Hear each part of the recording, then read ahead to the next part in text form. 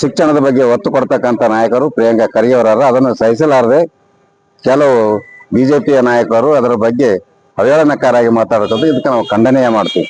ಯಾರೇ ತಪ್ಪು ಮಾಡಿದರೂ ಸಹ ಇವತ್ತು ನಮ್ಮ ಮುತಕ ಗ್ರಾಮದಲ್ಲಿರ್ತಕ್ಕಂಥ ನೇಸಣ್ಣ ಅಂಬಿಗರ ಚೌಡನ ಮೂರ್ತಿ ಭಗ್ನಗೊಳಿಸಿರ್ತಕ್ಕಂಥ ಸಂದರ್ಭದಲ್ಲಿ ಅವರು ತಕ್ಷಣವೇ ಪೊಲೀಸ್ ಅಧಿಕಾರಿಗಳಿಗೆ, ಜಿಲ್ಲಾ ವರಿಷ್ಠಾಧಿಕಾರಿಗಳು ಇವತ್ತು SP ಅವರಿಗೆ ಮತ್ತು ಜಿಲ್ಲಾಧಿಕಾರಿಗಳಿಗೆ ಹೇಳಿ ಅಲ್ಲಿ ಏನದ ಸೂಕ್ತ ಅದನ್ನು ತನಿಖೆ ಮಾಡಿ ಸೂಕ್ತ ಕ್ರಮಗಳು ಯಾರೇ ತಪ್ಪು ಮಾಡಲಿ ಅವ್ರ ಬಗ್ಗೆ ಅದೇ ರೀತಿಯಾಗಿ ಇವತ್ತು ಪೊಲೀಸ್ ಅಧಿಕಾರಿಗಳು ಮತ್ತು ಎಲ್ಲಾ ಅಧಿಕಾರಿಗಳು ಕೂಡಿ ಇವತ್ತು ಯಾರು ತಪ್ಪು ಮಾಡಿ ಅವ್ರು ಬಂಧಿಸಿರ್ತಕ್ಕಂಥ ಅದನ್ನ ಧನ್ಯವಾದಗಳನ್ನು ಯಾರಿಗಾದ್ರೂ ಹೇಳ್ಬೇಕಂದ್ರೆ ಪ್ರಿಯಾಂಕಾ ಖರ್ಗೆ ಹೇಳ್ಬೇಕು, ಪೊಲೀಸ್ ಅಧಿಕಾರಿಗಳು ಹೇಳ್ಬೇಕಂತ ನಾವು ಕಂಠಘೋಷವಾಗಿ ಹೇಳ್ತೀವಿ.